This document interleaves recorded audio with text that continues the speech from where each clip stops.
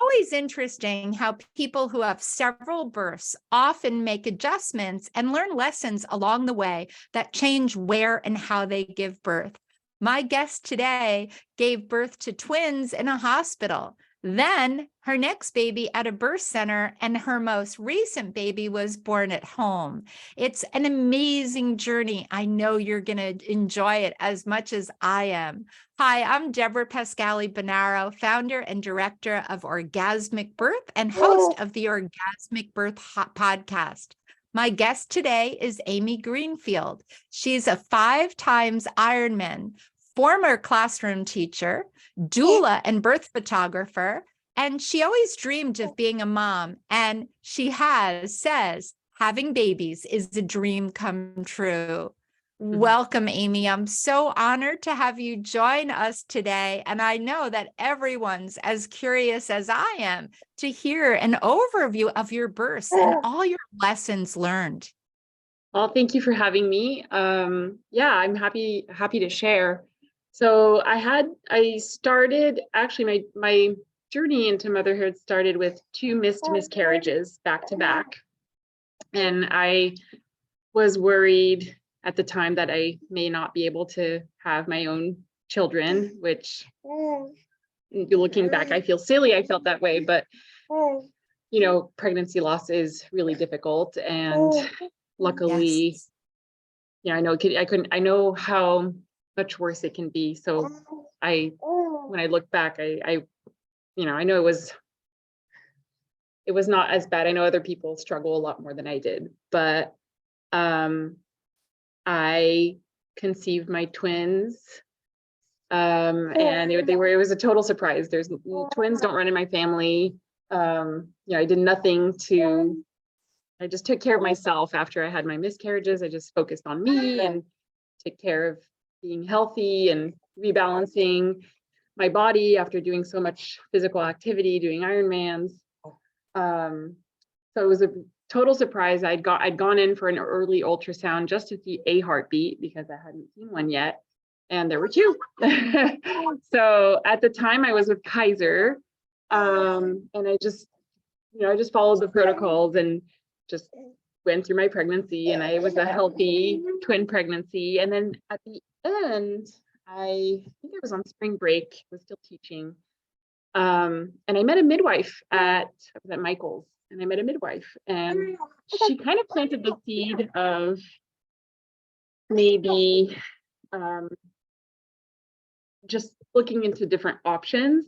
But it was pretty late in my pregnancy. I think I was 36 weeks pregnant with my twins at that time, and so I was like, well, it's too late to look into this. But I kind of wish I had looked into it, but knowing what I know now. But so I had a hospital birth, and I was induced at 38 weeks, and it wasn't a bad labor. It was fine. It just kind of happened. But I think I would have ended up in surgery if I hadn't known. I did enough work during my pregnancy to avoid ending up in a unnecessary C-section, because I did stall. I was induced, had the epidural, stalled, and they had broken baby A's water, and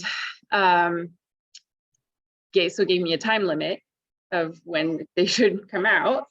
And I stalled for quite a while. And then my OB came in and said, if you don't progress in the next hour, we'll have to do a C-section. And I gave her the dirtiest look because she had tried to convince me to get a C-section when I was 28 weeks pregnant. And I was like, nope, my babies are head down. I'm good. Like, I'm gonna try to do this.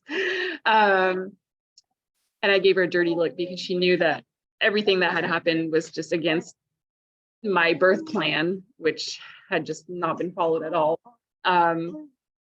And she's like, okay, we'll up the Pitocin and we'll see how it goes. And they upped the Pitocin, and then an hour later, I was fully dilated and ready to push. So they wheeled me into the OR, as they do in the hospital. I tried pushing, but it was hard feeling the contractions because of the epidural. And I don't know how long I was pushing for, but I think it was shortly after midnight. My boys were born shortly after midnight. I think it was like 11 o'clock when I finally went to the OR. So I was pushing and it was hard and it was slow progress. And she left. Suddenly she had to leave to go next door to do an emergency C-section. And they said, okay, we're just going to let you labor down. By that point, I had been in the labor induction process for almost 24 hours. So I was pretty tired. So I was like, I'll just rest because I don't know how I'm going to do this. How I'm going to push out a second baby after I push this one out, the first one out. So I just rested and they let me labor down. And then she came back and I tried to push again. And she was like, can I do an episiotomy? And I was like, okay. And she just did it. And then after that, he was out pretty quickly. But my husband describes him as being blue and kind of limp. He had the cord around his neck. But he was fine, like nothing, he was fine. His Apgar score was a little low at the 1 minute, but 5 minute mark was perfectly normal. He was fine. And then the second baby, they just did a quick ultrasound to make sure he was head down and that his exit was pretty smooth. So that was my first experience birthing. And I just, after I had my twins, I knew I wanted another baby. And my twins were wonderful. They were great babies, easy. I loved being mom. I had a little bit of baby blues because I wasn't ready to have them. I think my intuition knew that they weren't quite ready to come out. And I just didn't, I was like, I wish I had known more and been able to advocate for myself more at the time, that I could have just refused, said, no, I don't want to be induced. It's okay. We can still wait. They seem fine. I'm fine. But I wasn't as prepared as I ended up being for this last baby. And that's fine. It's fine that if you don't know that. And I think that's one of I may be getting ahead a little bit, but it's one of my passions is I would love to have first-time moms go into birth feeling empowered and knowing it all. And I think that's so important. And I feel like that's my job as a doula, is to make sure moms just know everything. Like they go in feeling like they are the most knowledgeable person in the room, because that's how it should be. So I got pregnant again a couple of years later after I had my twins, and I just knew I could have better. I just knew I could be better. And so I did seek out, I started with my insurance, whatever my insurance was covering, and it was a midwife in like the medical industrial complex. And I would have, if I had stayed with that route, I probably would have been in the hospital again. But I seeked out a midwife that had a birth center, and that's the route I took. I just decided to go out of hospital, which was very different for my family. And I have my eldest sister is an ER doctor, so she sees the worst that can happen. And so there's just a lot of, it just made some of my family nervous, but I did it anyways. And it was an amazing birth. I found my power. I was a little bit worried that I wouldn't go into labor just because, which I know is silly, but I had that worry that, oh, what if I just don't go into labor? I was induced the first time. I don't know how long I would have gone with my twins. I don't know if my body can do this. But I've, sure enough, I have 41 weeks. Labor started, and it was fast and furious and powerful and empowering, and it was amazing. And I was hooked, and I was like, I need to have another baby. I need to experience this again. It's amazing. And, People probably can't imagine that, right? And I know I've seen people say, like, find the women who love having babies. Like, that's right. Define. I'm one of those. So I will talk about how amazing it is. And I'm probably a little bit, I don't know. I like to push myself. I like challenges. Doing Ironmans. Like, I do like to, I guess, push myself a little bit. I don't know. But I think that's probably why I like birthing so much. It's such a physical feat. It's I ride on that high of just having accomplished such a huge physical accomplishment. And you don't have So- fear, it sounds like. I think for so many people, if there's fear, then birth can be overwhelming. But when you trust your body, your baby, and you create the space, sounds like which you did, especially the second time, and now we'll get to the third, right? Then you can safely do the hard work in a way that's powerful, which sounds beautiful. Can you just tell us like about how long was your second labor? I think it started shortly after midnight, and she was born at 9 in the morning, like 9:40 in the morning, 9:49. Okay. So 10 hours. I think I was in active labor. I determined I was in active labor at 6 in the morning. So it was fast. It was pretty fast. Yes. Yeah. And then I have 5. So I had another baby at the same birth center, same midwife in 2020. So during the pandemic. And it was a little bit different. I don't know why with her, with this baby, I was a little more nervous at the end. Like I think it was probably, there was a little bit more fear in that one. And so I ended up doing with my second birth, I don't think I really did any sort of like induction methods or natural induction methods. I didn't do any, I don't think I pushed for it. I was anxious, and I didn't know the gender too. So it was like, I was anxious to meet who this little baby was and know if it was a she or a he. And I was just excited to meet them and anxious, and I didn't really do anything to push it. But with my fourth, I think I took castor oil, the smoothie, and I regret it. I regret that I did that. I think I should have given her another night. And when I look back, I got really obsessed when I got pregnant with this little one. I got really obsessed with the moon and the moon phases. And I looked up when I was born, what moon phase I was born in, and then where all of their due dates fell. It was my third birth, fourth baby. She was due around the full moon. And so I wish I had given her another night, because I was so on edge. She probably would have come that night anyways when I took the smoothie. So I regret pushing her in that way. So that was one of my biggest work mentally for my last pregnancy, was to get rid of all fear and really do the prep to stay patient. I'm not the most patient person, so I definitely gave into impatience, but really just to get rid of all fear and just trust my body, trust in my baby. And I think I already had a lot of that with the others, but there were still unworked fears that I didn't take the time to really go through during the pregnancies. And so I signed up for the Naked Doula course, and that really helped me prepare mentally. And so it was interesting, because with my other births or my other pregnancies, I had a lot of Braxton Hicks contractions like throughout pregnancy, and they started pretty early. With the twins, it started early because I had twins. I'm assuming my body was just like, yeah, there's a lot going on in there.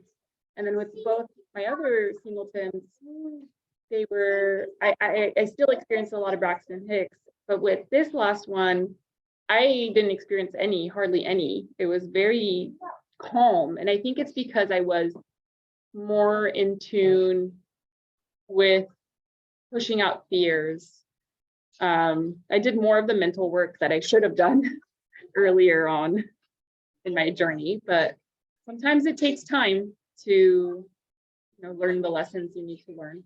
And so I guess, yeah, that's I think that my sister always said, my sister's a physical therapist, and she always said that for Ironmans, it's 90% mental, 10% physical. I think it's very similar with birth, that a lot of the work is mental, and it's really hard. It's hard to do that mental work, especially at a time when you're so vulnerable. Yeah. Great point. And I always say, I mean, as a doula trainer, I always say that I think 80 in birth, I think 80% is emotional fears. Do we feel safe? What's going through our mind? And 20% is kind of baby's position or other physical things that we can mold. But yeah, there's so much. I'm so glad you're saying that. And for everyone listening, right? Whether it's baby 1, 2, 3, 4, or 5, right? We always have to do that check in and what's going through our mind and how can we clear the space to be able to open fully to birth. So take us through your little one, baby 5, who's with you, and we're getting to hear all those sweet sounds. Yeah. How did labor begin, and where did you give birth, and how was that different? Yeah. So I planned a home birth from the start with her, same midwife.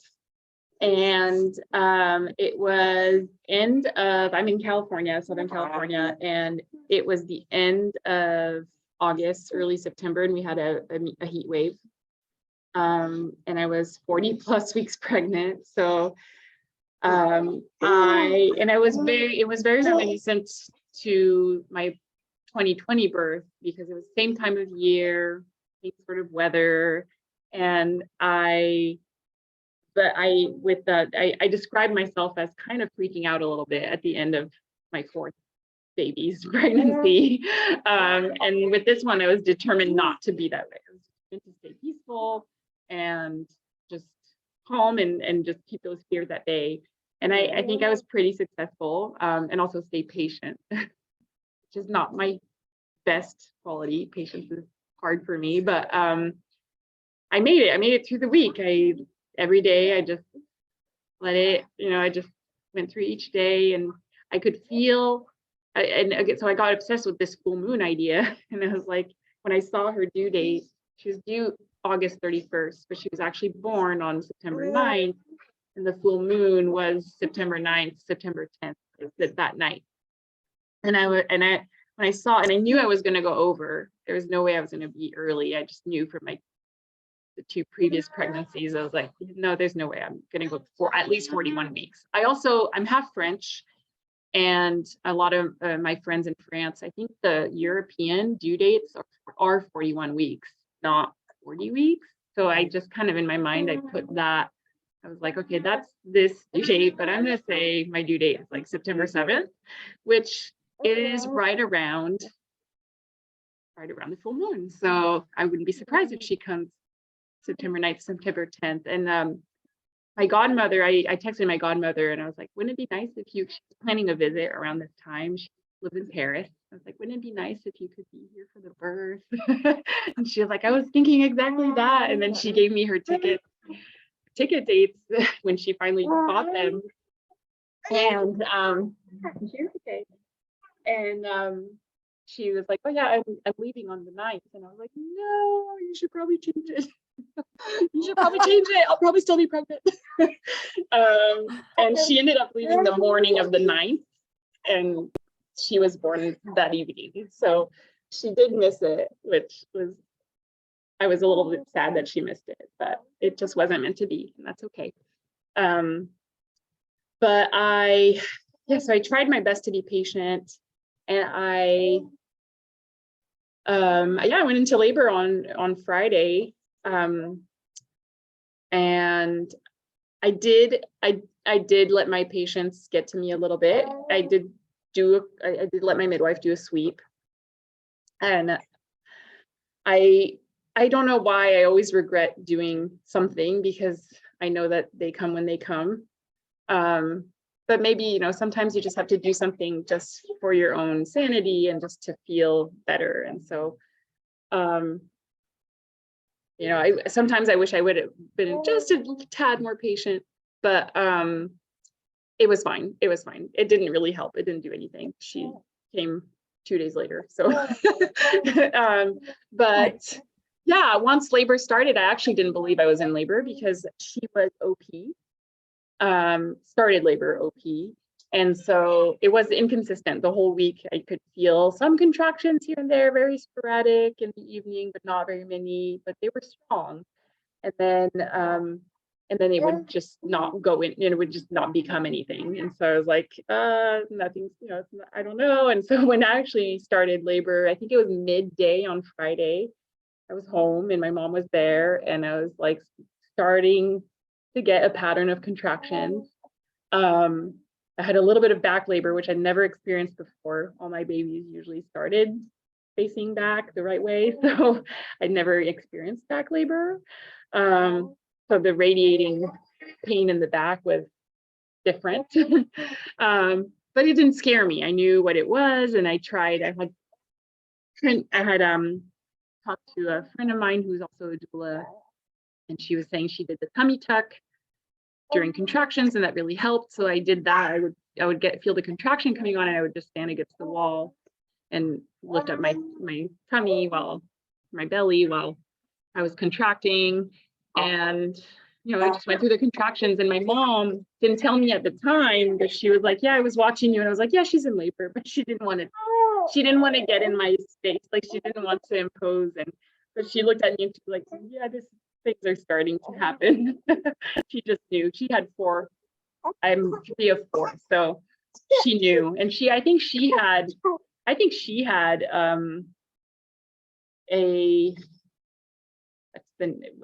can't think of the word. She had I guess orgasmic, or I would say she had an orgasmic, peaceful birth with my little sister. She described, it was in hospital in France, but she was alone. I think essentially they went to get the doctor, and by the time the doctor got back, my sister was born, and she describes her as being so calm, and she just knew what was happening. She was calm. So hypnobirthing. I feel like she hypnobirthed without knowing that hypnobirthing was a thing. It's like she did this just naturally. My mom just knew. But we're dancers, and so we're very, I think, aware physically of what's going on in our bodies, which is very helpful in birth. Yes. But so I find my mom, I was thinking I was probably going to have a similar experience to my mom, and I did. I knew I was a lot more aware of every single step versus it being kind of a blur. I can recall every step of the labor versus things being blurred together, so experience definitely helps. Having experienced it helps a lot, I think, to go through it more smoothly. But I feel like it's not impossible to experience it that way the first time. It shouldn't be. It should be very, very attainable, So anyways, so I went into labor around noon-ish is when things started picking up. And then every time I would lay down, it would stop. So I think it was my body's way of helping me rest. It was still pretty hot. And then around 5 p.m., I went into my pool. I have a little swimming pool, a little lap pool. It was very hot. And so I was like, I need to cool off. And so I went into the pool, and I was like, we'll see if, like, right before I got in my pool, I got a big contraction. And my boys were going out to dinner with my mom. And I was like, just hold on before you say bye. I need to get through this one. So they went through the contraction, and I was still in disbelief. I was like, I don't know if this is actually labor. Like, it might be, but I'm not sure. I just didn't believe it was actually happening. Finally. And then I got into the pool and walked laps, and I realized that they just kept coming. And I was like, I'll see what time it is when I get out of the pool. I didn't have a clock on me or anything. I wasn't timing. I was just going through them, and I'll say, oh, I'm like, I'll see what time it is. And I was just counting how many I had. And when I got out of the pool, I was like, yeah, okay, I think this is active labor has started. I think we're in it now. And so I took a shower. I hadn't called my midwife. I hadn't called my doula. I hadn't called anyone to come yet, because I still was kind of figuring out whether this was actually happening. And I got out, I showered, and just kind of noticed that they kept coming. And then I went to make dinner for my girls. I still had my 2 little girls at home. So I was making mac and cheese, and then I asked my husband to cut up a video. Going too slow, in my opinion. And I was like, hurry up. All I wanted was to get dinner served so I could put the girls to bed, because obviously I was in labor, and I just needed to just be in labor. I needed to not be making dinner. But it was funny. I was like, "You're going too slow." So after she was born, he was like, "I forgive you for yelling at me." I was like, "Yeah, I know. Sorry." But I was in labor. So I yelled at you. It was pretty funny. And then finally after that, he's like, "Did you call the midwife?" Can you call her already? So finally I texted my mom, my midwife, my doula, and I was like, "I think I'm in labor." And then I laid down again, and my contractions would stop every time I laid down. And so I laid down, and they slowed down, they kind of stopped. And I was like, "Oh no, was I really? Like, what is going on?" So, but as soon as I got up, when they arrived, I had contractions kept coming and surges kept coming. So, and I think they arrived around, I say 6:30 or 7 p.m. or after 7 p.m. And then we just kind of moved to my bedroom. I agreed to do a cervical check because I was a little confused at what was happening, and I was 7 centimeters entering transition. And my midwife said that she was coming in a little sideways, which made sense, and rotating probably as contractions were coming. And she was like, "Well, you could lunge through contractions, or you can lay down on your left side with your knee up." And I was like, "I'm gonna lay down because that sounds a lot nicer than lunging." Because with my fourth baby, I went for a walk. My labor kind of stalled, and I got up and went for a walk outside with my doula and my husband, and the contractions came on as soon as I started walking, and she made me lunge during contractions. I was like, "I don't want to do that again." And that once, it wasn't very nice. So I just laid on my bed, my knees up, and I think I laid on one side, and I turned around, and I think it was around, I think I may have been on my bed for about half an hour. My 2-year-old came and like gave me hugs, and I went, and then I was like, "I need to go to the bathroom. I feel like I need to go to the bathroom." So I went and sat on my toilet and labored on my toilet, and that was very effective. And I started getting grunty and a little pushy. And then they started filling the birth pool. I was kind of hoping I was going to do a water birth again, which I did do with my baby. And it was, but I knew I was like, I knew I was pushing. I could tell it was happening. And so but it was so hot still because it was the heat wave, and it was the end of the heat wave, and my bathroom gets super hot when it's hot in this house. And so I was like, I considered having her on my toilet. I was like, I would just stay here and have her here, but it's just hot. So I got up and I was like, "Let's try the tub." So I got up and I took off my nightgown because I thought I was getting in the tub. I was like, I might as well just take off my nightgown. And I took one look at the birth pool, and it was barely filled. And I was like, "Nope, I want to be on my hands and knees on my bed." So I just got on my bed on my hands and knees, and I think I went through the pushing phase, and I really tried to keep my voice low.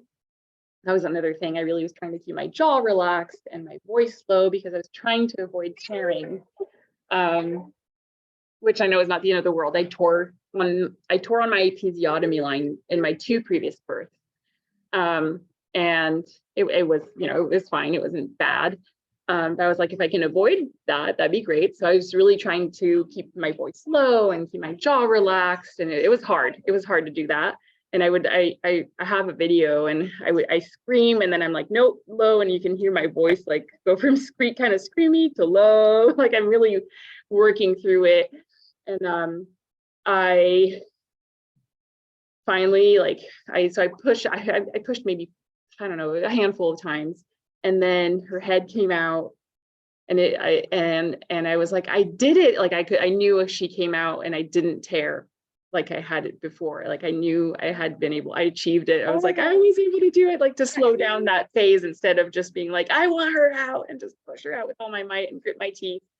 I let the tissues stretch, and her head came out, and I was like, I did it. And then the rest of her body came out. My husband passed her to me, and then I was in the postpartum bliss holding my baby, and it was amazing. And it was 8:30 p.m.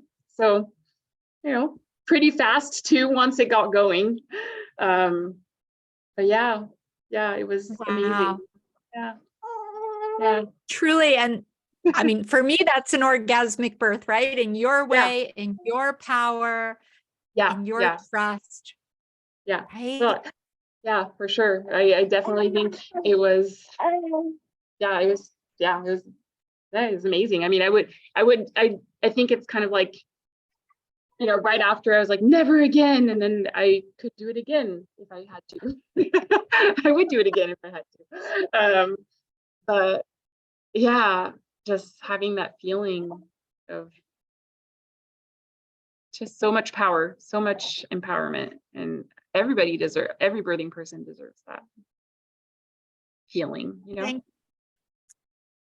Thank you so much for sharing your journey with birth. And for those that are listening too, you wrote it so beautifully. If you want to read more, you can go to orgasmicbirth.com/powerful home birth to read Amy's birth story too, and see some beautiful pictures of you and your family in that birth. For those that are listening that are pregnant right now, especially if it's their first baby, what would be, and I know there's a million tips, but what would be one thing you want to say to them in preparing for their birth? I think you should prepare. I think you should prepare your mind with the mindset that you will be doing it alone, that you will be unassisted. I think if everybody goes into it with that mindset, then you educate yourself. You find, there's a lot of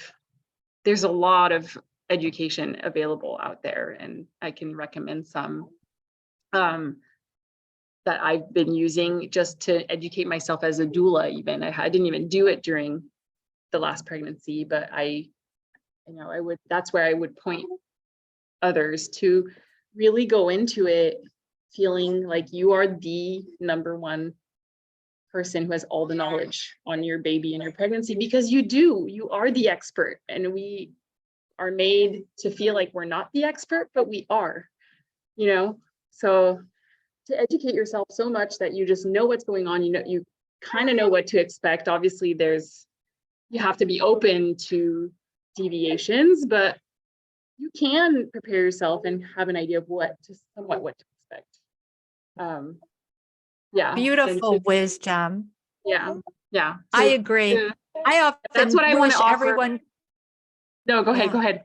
Yeah. I wish everyone, I often think, like, took a doula workshop, because it's really preparation. Like, that knowledge should be in high schools, right? If everyone had that knowledge, we would really change the way everyone feels about birth. But you certainly inspired me. You've inspired everyone that's listening. And for everyone listening, please share. We love for you to write comments.